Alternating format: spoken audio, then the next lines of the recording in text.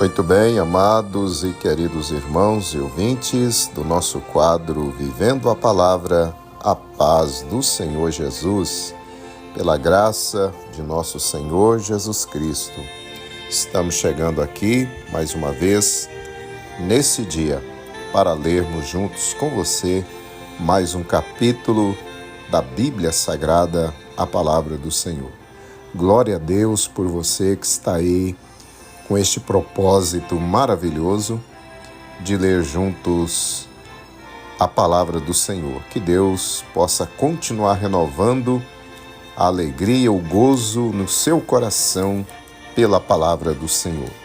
Chegamos hoje aqui ao capítulo 38 do livro de Gênesis, que traz como assunto aqui Judá e sua nora Tamar. Uma história envolvendo Tamar e sua nora Tamar.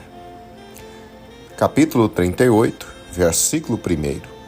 E aconteceu no mesmo tempo que Judá desceu de entre seus irmãos e entrou na casa de um homem de Adulão, cujo nome era Ira. Verso 2. E viu Judá ali a filha de um homem cananeu, cujo nome era Sua, e tomou-a por mulher e a possuiu.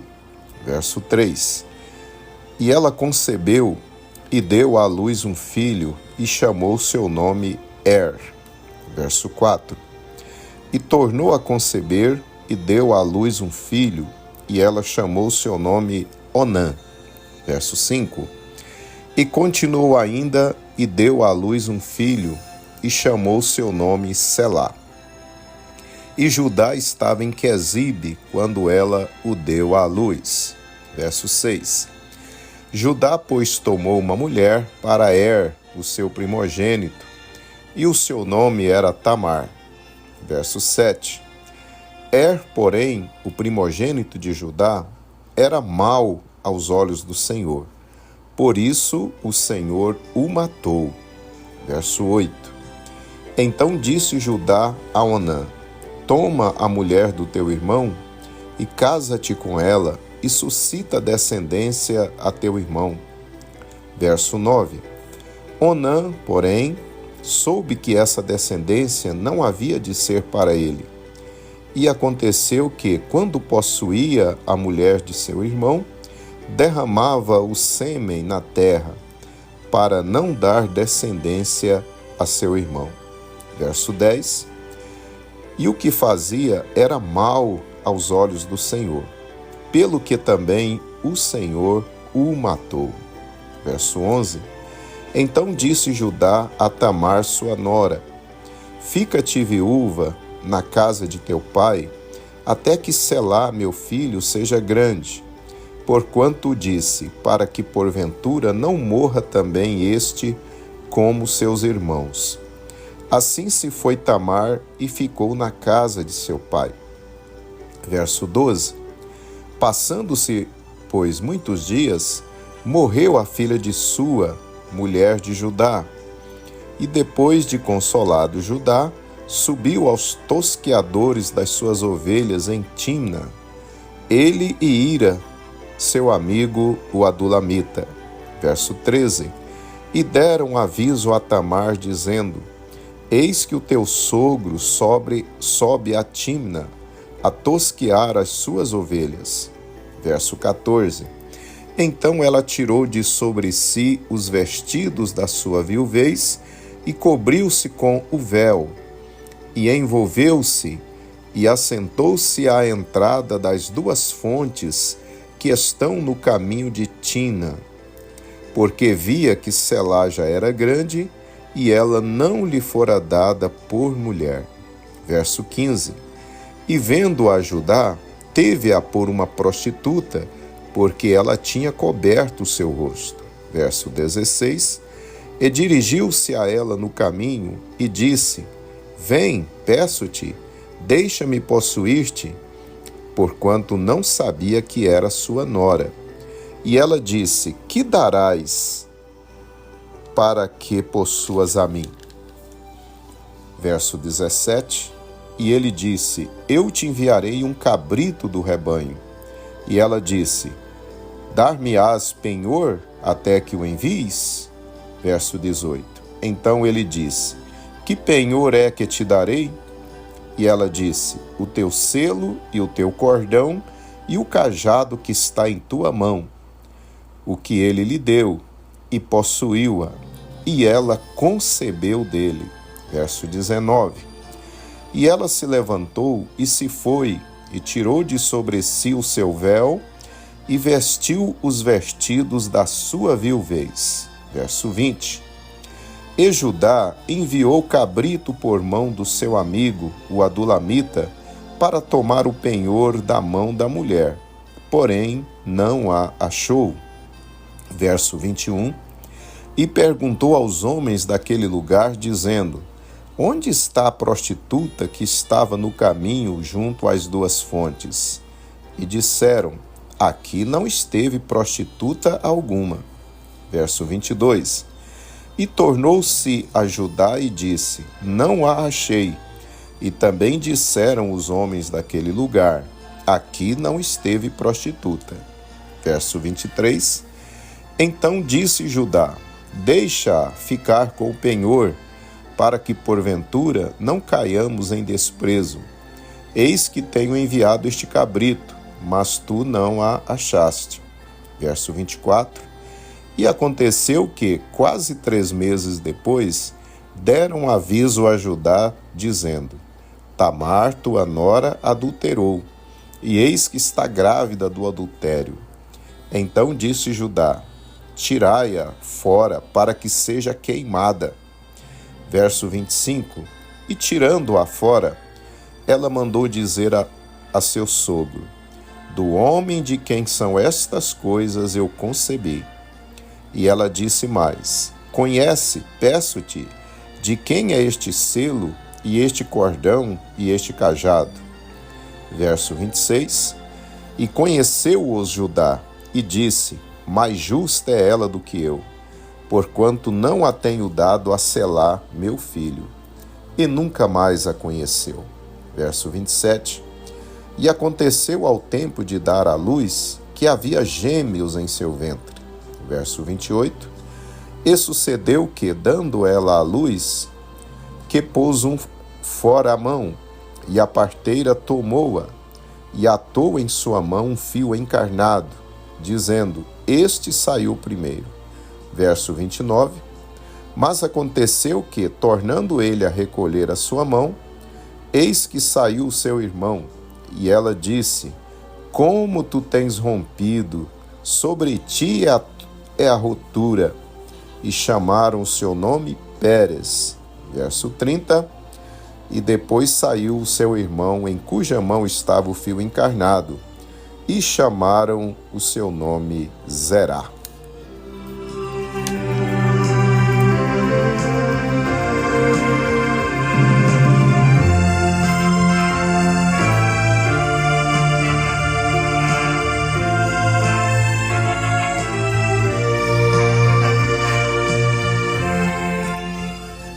Tá aí, meus amados irmãos, que bênção, né? Lemos mais um capítulo da Palavra de Deus, Gênesis capítulo 38.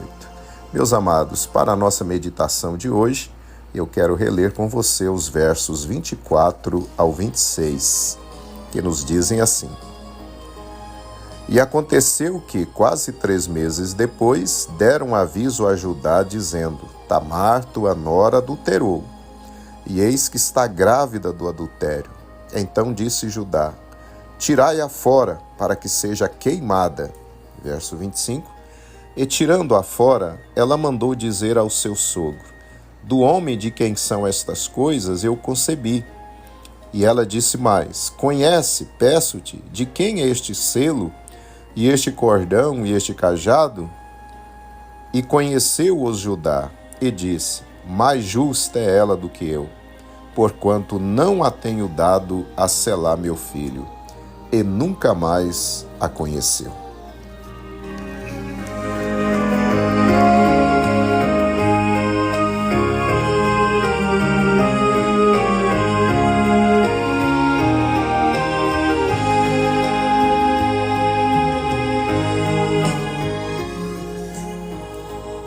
Meus amados e queridos irmãos e ouvintes da Palavra do Senhor, o capítulo 38, que acabamos de ler, nos mostra o nítido contraste entre José e seu irmão Judá.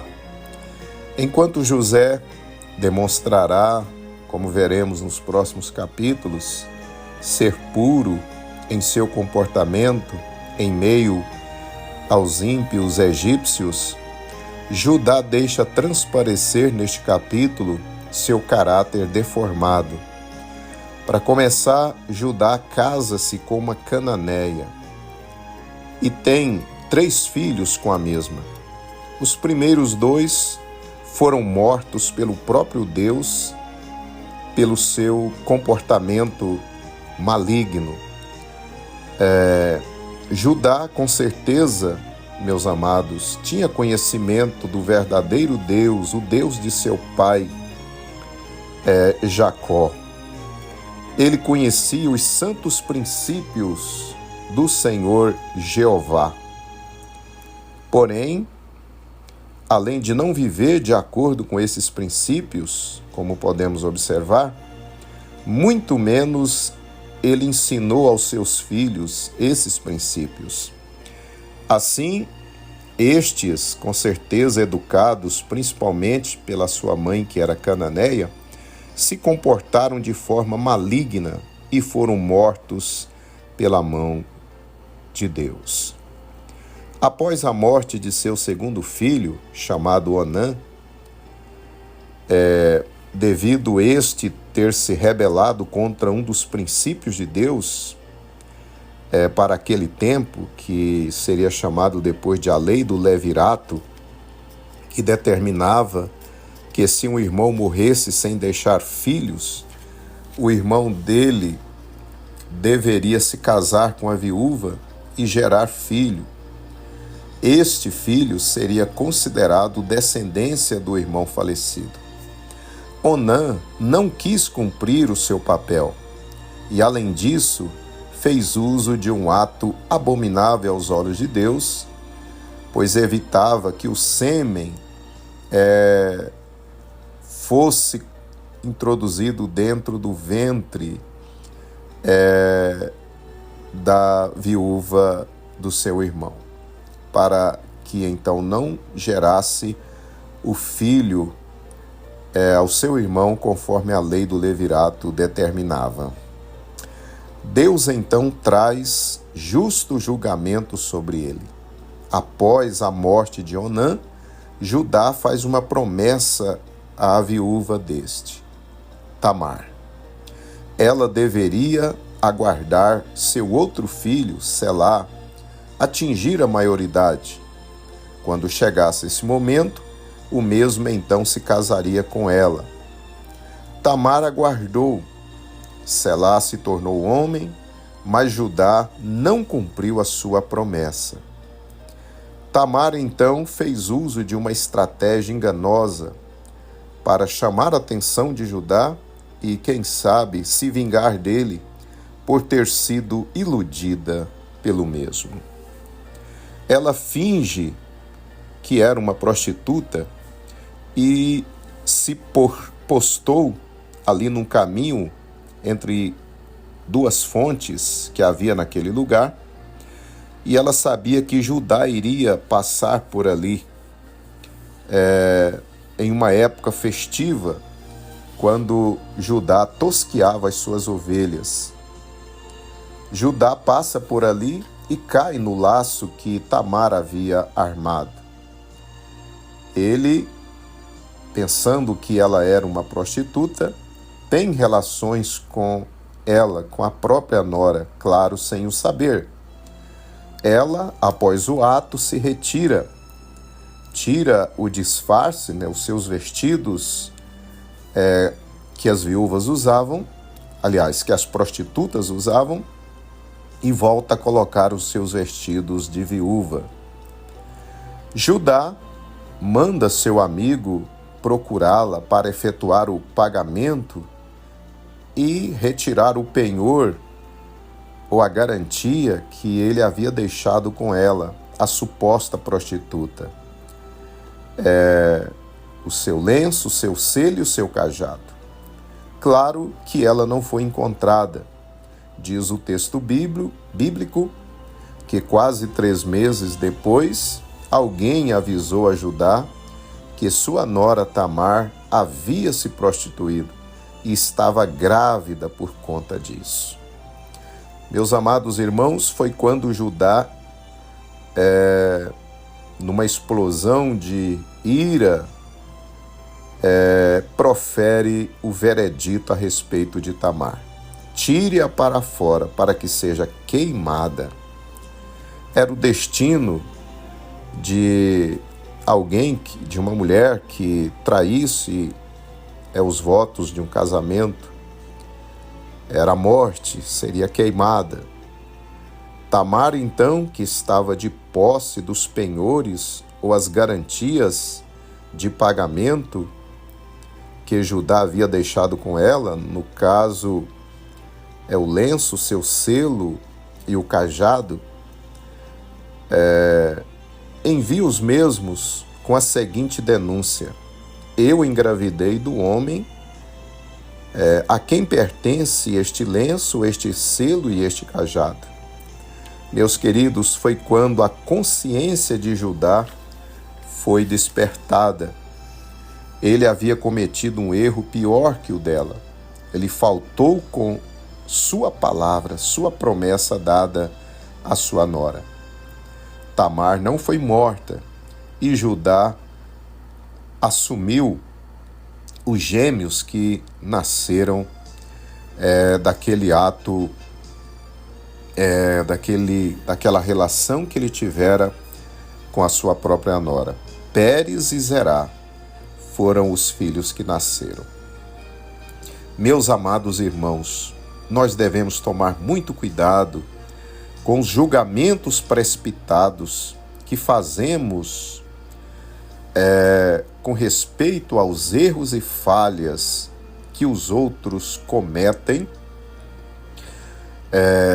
quando muitas vezes temos pecado também, e talvez pior que a pessoa a quem julgamos ou condenamos. Jesus nos advertiu que antes de tirarmos ou desejarmos tirar o argueiro ou cisco do olho do nosso próximo, devemos primeiro tirar a trave, algo bem maior que está em nosso próprio olho, conforme Mateus 7, 3-5.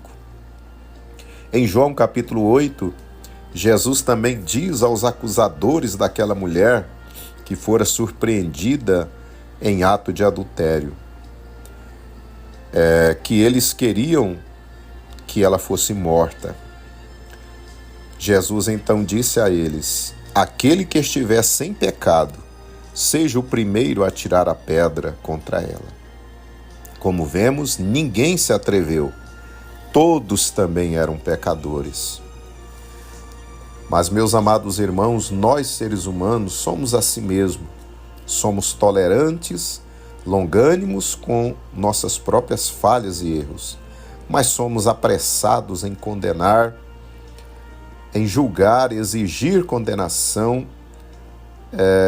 quando são os outros que pecam. Meus queridos, sejamos criteriosos. Não condenemos os outros precipitadamente. Jesus disse, ensinando-nos, que só podemos julgar quando os frutos aparecem. Sabemos que uma árvore precisa brotar, crescer, atingir a maturidade e só então produz frutos. Aí saberemos, pelos frutos que essa árvore produz, se ela é boa ou má. Jesus nos ensinou isso em Mateus 7, 15-20. Então, por essa parábola, Jesus nos ensina que devemos ser cuidadosos, não apressados em julgar e condenar as outras pessoas. Por outro lado, precisamos, antes de emitir julgamento, examinar a nós mesmos se não estamos cometendo o mesmo erro ou pecado que estamos condenando no outro. ou outro tipo de falha, quem sabe, às vezes muito mais grave do que aquela que estamos observando no nosso irmão, no nosso semelhante, e já proferindo julgamento contra ele. Meus queridos irmãos e ouvintes, aprendamos então com a precipitação de Judá em condenar Tamar. Ele a condenou precipitadamente, esquecendo-se que ele havia cometido um erro gravíssimo, principalmente para aquela época, quando a palavra de um homem valia, jamais era colocada em dúvida, e ele prometeu e deixou de cumprir. Então essa história nos ensina essa preciosa lição. Sejamos cuidadosos, criteriosos em julgar, em condenar as outras pessoas pelos erros que elas cometem. Devemos examinar a nós mesmos, a nossa vida, para que nós não sejamos injustos e caiamos em condenação. Pois Jesus disse: não julgueis para que não sejais julgados. No ensino de Jesus que mencionamos, nós podemos julgar quando realmente os frutos dessa pessoa demonstram realmente que ela é uma árvore ruim, que o seu comportamento realmente demonstra que ela está longe de Deus. Mas precisamos ver com clareza os frutos, as obras, aquilo que as pessoas praticam. E mesmo assim, precisamos primeiro examinar a nós mesmos, para que não sejamos hipócritas em condenar os outros quando nós também estamos errando na presença do Senhor. Que Deus nos ajude, que Deus nos guarde. Medite nessa palavra em nome do Senhor.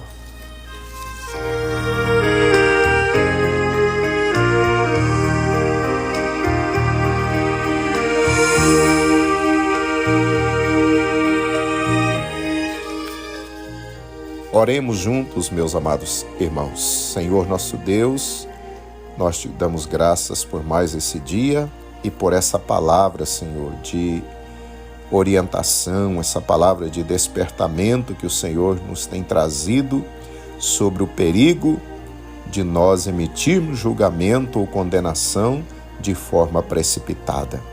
Senhor, ajuda-nos a sermos criteriosos, cuidadosos, e que primeiro nós olhemos para nós mesmos, corrijamos a nós mesmos antes de querermos corrigir o nosso irmão, a nossa irmã, o nosso semelhante.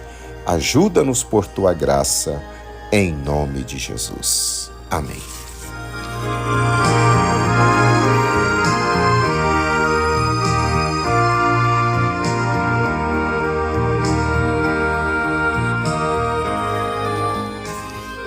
Muito bem, meus amados e queridos irmãos, quero louvar a Deus pela sua vida, pela sua companhia. Estamos chegando ao final de mais um quadro, Vivendo a Palavra, convidando você para estar firme amanhã no seu propósito de lermos juntos a palavra do Senhor.